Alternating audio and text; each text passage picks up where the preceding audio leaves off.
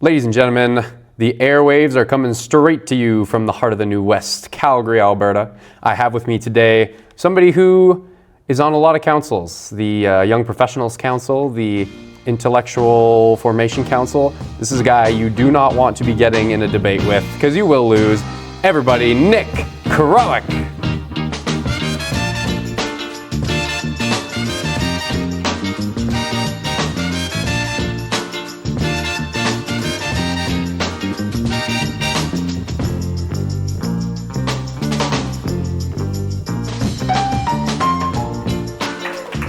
Hello, Nick. How are you doing today? I'm doing well. Thank you for having me on the show. You are very welcome. Before we started here, you decided that we're going to be sitting with one arm up and a leg crossed because we had to look cool. We got to look cool. Yeah, no, that totally checks out. And actually, I'm kind of regretting the last two episodes now. I could have looked way cooler. Where are you from? I was born here in Calgary. I'm one of the few. I did not come from Saskatchewan or Vancouver. Somehow I was born here and stayed here. Why did you stay? It's a good question that I ask myself all the time. Perhaps the answer may change one day. I didn't travel for most of my life, and I went to 23 countries in the last 2 years. Whoa. I don't know. Calgary is... That's crazy. But you know what? I will say, we have a wonderful Catholic community, thanks to folks like you. Oh, so that is a prime allure. We can cut that out. Thank you, Nick. So you've been to how many countries? 23. 23. Damn. 23. How many? Which one's your favorite? Austria. Austria's really nice. Vienna. Tell me about Austria. Well, you know what? Having grown up here, being surrounded by mountains, you can't say goodbye to those mountains. So they have beautiful mountains. But after seeing their mountains, I see why they call ours rocky. They're a little barren. So, I mean, there's these lovely green fields that they cleared for sheep farming hundreds of years ago. There's these picturesque villages. There's this amazing architecture. And you're in the mountains. So people will talk about city life, nature life, whatever. It's all there, relatively in one place. It's all layered in. It's very beautiful. It's really nice. Is that something you could do here, or we can't because our mountains are so rocky?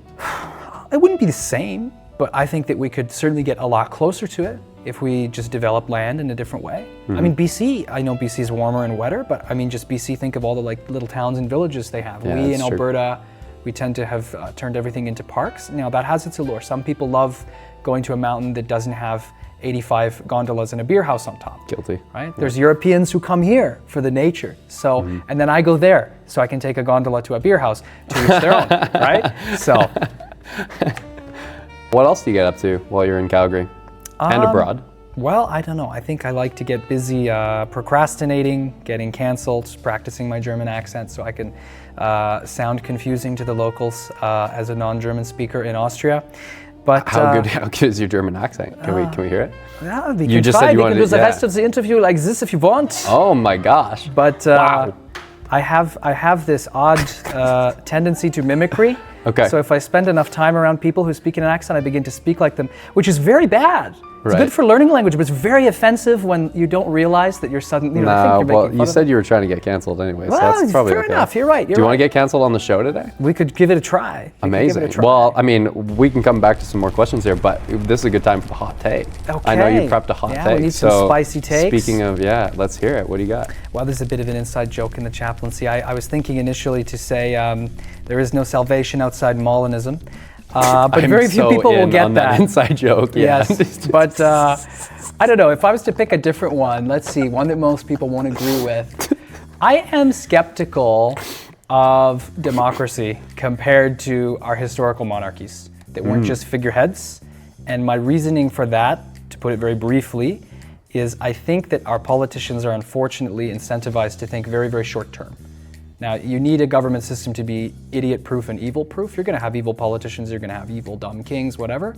But I think that they are incentivized to just think much longer. And also, if you're thinking of the nation as your property, and especially property that will go to your children, you're kind of tying your economic fate to the economic fate of your people, which is not the same as that of modern politicians, lobby groups, rich people. I feel like we have a greater competitive divide between the rich and the poor and the middle class in our society than some historical societies, in contradiction to the way that's typically depicted in media. Very good. Wow, that's a good hot take. After that, I think I think we can jump right into the advice panel. We have some callers on the line here who are dying to get your opinion on some problems they're going through. So may they rest in peace with my advice, but we'll try our best here. The advice panel. Welcome to the advice panel. I've got Nick with us here. Who have we got on the line? You've got Steven on the line. How you doing, Steven? Good. And you? Very good. You have a question for Nick today? Yeah, so my question is, what advice would you give to someone with a sweet tooth trying to lose weight? The best system for anything fitness related or weight loss related is the program that you'll follow, not necessarily the most optimized one. So I would say first thing, people often don't think about this, get your sleep in check. Sleep is going to change your hormones, it's going to change your appetite a lot. You can consume, if you love, if you have a sweet tooth, you can consume still a considerable amount of sweet food as long as you're balancing other things like your overall macronutrient intake, your calorie intake. If you're really having trouble, I would suggest, you don't have to necessarily count, but approximating your calorie consumption. That can be done a lot with various apps and things. But in terms of the simplest intervention after managing your sleep, I would suggest people have this idea often of eating dessert last. Now, human beings experience something called palate fatigue. So if you get full, if you eat enough, you will experience palate fatigue. You don't want to eat more. But then you introduce something, first of all, different, novel, but then sweet on top of that. All of a sudden, you're going to have a lot more appetite, a lot more cravings. So I would suggest, if you don't have anything like diabetes or anything going, otherwise, maybe don't follow this advice. I can give you some nuance later. But start with the sweet food, then have like a more full meal, and you'll eat less overall. And then just try to eat a lot of protein because that will curb your appetite. And then you want less of everything. Perfect. Thank you. Okay, I hope some of that advice helps. Thank you for the excellent question. It was perfect. Thank you. Amazing. Thank you for calling, Steven. Great. Okay, bye. Thank you too. You're very welcome. See, because that actually kind of makes sense though, because it's like when you tell your kid not to spoil their dinner by eating dessert first, but you're purposefully spoiling your dinner so you don't eat as much. Yes. Except for then you're just not getting like as good have of food in you. Have a small dessert and then have a lower carb, higher protein dinner that you've spoiled and you want to eat less of. Okay, Nick, this is the part of the show where you answer big questions and there are opportunities to get big prizes. You obviously know a lot about a lot of things, so I've picked the hardest questions for you today. But you could win. Our previous guest went double or nothing. So you could win up to 4 Calgary Flames polyurethane barrels. How many squares are on a chessboard? I do not play chess, so let me think. How much time do I have? Because I can try and count the pieces that I remember. You have maybe 17 seconds. Okay.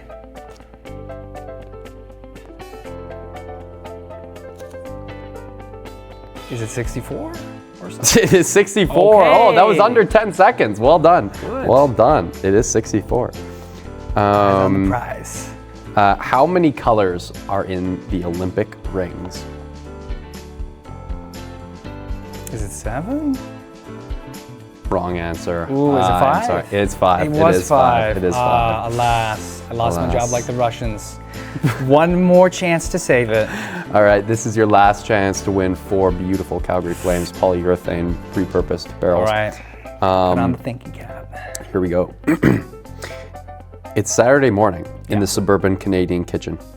You take a moment to appreciate your black coffee as the sun rays flicker through the blinds. Your 4 beloved children come running.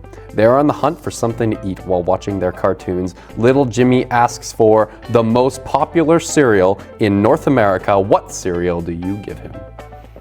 Is it Fruit Loops? Wrong answer Ooh, again. was it I'm Cheerios? sorry. It is Cheerios. Oh, 2 in a row, second time wrong. Crazy. Sometimes tragedies are just meant to be written. I will be dreaming of those barrels tonight. Alas, someone else will be enjoying their presence. I'm so sorry for your loss. Single tear. We have had a lot of fun so far, but now it is time to go to confession. Our last guest left 2 confessions and a lie for us to analyze and see which one is the lie. Let's take a look at the footage.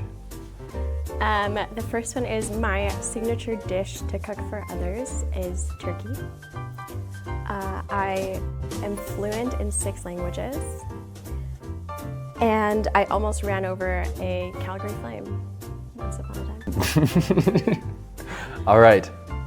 We've seen her. Do we see any tells? Yeah, because you want to make, I don't know, I'm just going to guess. Okay. But the hard one, right? 6 languages is insane. So of course you put that as true. Hitting a flame is insane. And if we have a beautiful Venezuelan who's a cook, who's mentioned it, this is going to be turkey, it's like the most Canadian thing. Unless you've just gotten like so whitewashed and assimilated that I am horrified, I'm going to say that can't be true. If it's some weird Venezuelan turkey dish and my ignorance has caused me to stumble, then hey, I guess I just deserve to fall. You are really trying to get canceled on this episode. All right, let's see the answer. Okay. That I am fluent in 6 languages. Oh no, you got her. She is not fluent in 6 languages. I don't know if I'm more disappointed about losing or more disappointed that you're making people turkey when you have all these other skills. Is it at least fancy turkey? Carry on, James. There's going to I'm be disgusted. lots of editing on this episode. All Nick, right. now it is your turn to share 2 truths and a lie for the next guest. Okay. Technically, according to the standards of the CCCC, I am a person of color. I have been detained and arrested, kind of gone to jail in Egypt with no rights. And I have personally met with Pope Francis. Those are all lies? No, those are my, I thought I was supposed to do 2 truths and a lie. Yeah, no, you are. No. Okay, I cannot wait till the next episode. That's crazy. You have prepared for us a playlist. What is your DJ name? Oh, my DJ name? Yeah. I didn't know I had to have a DJ name. Let me Well, think of a DJ name. we're just talking about it I'm now. going to be called Chef's Kiss. Why did you, never mind, actually. That's a good, that's a good response. Yeah. Very wise interview. Tell us about your playlist. Oh, I had a cool name though. I thought I had to name the playlist, not myself. No, but you name the playlist. It was called Odyssey of a Space Opera. But that is a cool my name. playlist, just picture yourself wearing all neon pink in a nice spaceship, waking up, drinking your hot tea before going to the spaceship disco, as one does, and then you capture the vibe. It'll be a very, very eclectic playlist. We're gonna have some variety. We don't want anybody to get bored, keep you on your toes, keep you guessing. Right, yeah. That's the vibe. Amazing. A little bit of everything for everybody, right? It's how we keep the world happy. It's kind of the vibe of this whole episode, actually. Exactly, Yeah, right? amazing. Do we have a gift for I'm our being guest? compensated? I'm touched. You are being compensated. Wow. We have a custom vinyl record with the Backrow broadcast right on there and a Backrow broadcast sticker. This is incredible and will surely only appreciate and value tremendously over the course of my life. Thank you for this Nick, thank you for investment. coming on the show, man. Thank Appreciate you. you. This was a blast. Awesome. All right, see you Appreciate it. all.